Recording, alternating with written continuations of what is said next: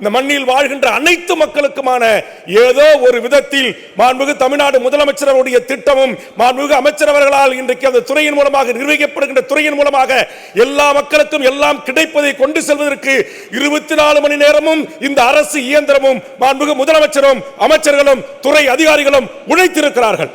ஆனால் இந்த உழைப்பை போற்ற தெரியாத, இந்த உழைப்பை கொண்டாட தெரியாத, இந்த உழைப்பை அங்கீகரிக்க தெரியாத ஒரு கூட்டம் இந்த நாட்டில் உருவாகி கொண்டிருக்கிறது.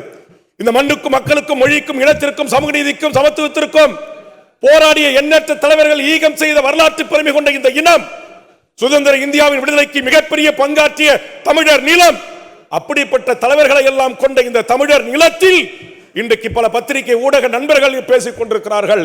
வீட்டுக்கு ஒருவர் அந்த நடிகருக்கு வாக்களிக்க தயாராக இருக்கிறார்கள். வீட்டுக்கு ஒருவர் அந்த நடிகருக்கு தன் தாயும் தந்தையும் இன்ஃப்ளூயன்ஸ் செய்து வாக்களிக்க தயாராக இருக்கிறார் என்று ஒரு போலி பிம்பம் கட்டி உருவாக்கப்படுகிறது.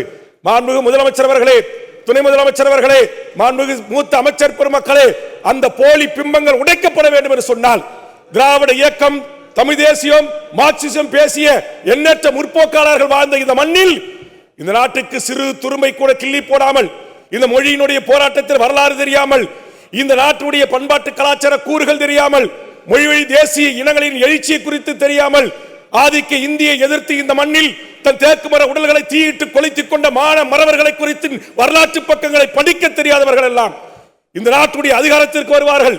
எங்களை போன்று இந்த அவையிலே வந்து அமர்வார்கள்.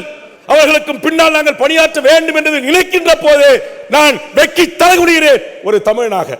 ஆதலால் மாண்புமிகு உயர்கல்வித்துறை அமைச்சர், பள்ளிக்கல்வித்துறை அமைச்சர், இந்த சமூகத்திற்கான பங்களிப்பாற்றக்கூடிய அனைத்து அமைச்சர்களும் எதிர்வரும் காலத்தில் என்னுடைய இளைய தலைமுறையை, குறிப்பாக பள்ளி கல்வியிலிருந்து என் மாணவர்களை, இந்த தமிழர் நிலம் எத்தனை பன்னெடுங்கால வரலாற்று பெருமை கொண்ட இனம், கீழடியுடைய அகழ்வாராய்ச்சி ஏன் தடுக்கப்பட்டது, இன்றைக்கு கொற்கை அகழ்வாராய்ச்சி ஏன் தடுக்கப்பட்டது, கொடுமணல் வரலாற்று பெருமை ஏன் வெளிக்கொண்டு பெறப்படவில்லை, நான் இருந்திருக்கிற தொகையைச் சேர்ந்த மருவூரிலே 5000 ஆண்டுகளுக்கு முன்பு பழமையான தமிழர் இரும்பு நாகரிகம் ஏன் இன்றைக்கு உலகத்திற்கு அறியப்படவில்லை.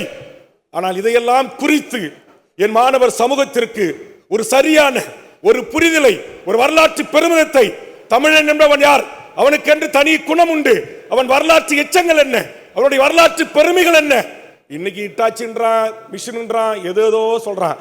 ஆனா எதுவும் இல்லாத போது 800 டன் எடை கொண்டு தஞ்சை பெரிய கோவிலை கட்டிய நம்முடைய முன்னத்தி ஏர்கள் ராஜராஜ சோழனும் ராஜேந்திர சோழனும் இன்னைக்கு சொல்றான் காவாய், கப்பல், லான்ச், எத்தனையோ பேர்கள் வைக்கிறார். ஆனால் இது எல்லாம் கண்டுபிடிப்பதற்கு முன்பாகவே பல்லாயிரக்கணக்கான போர் வீரர்களை ஏற்றி உலகம் முழுவதும், தெற்காசியா முழுவதும் தன்னகத்தில் ஆட்சி செய்த என் தமிழ்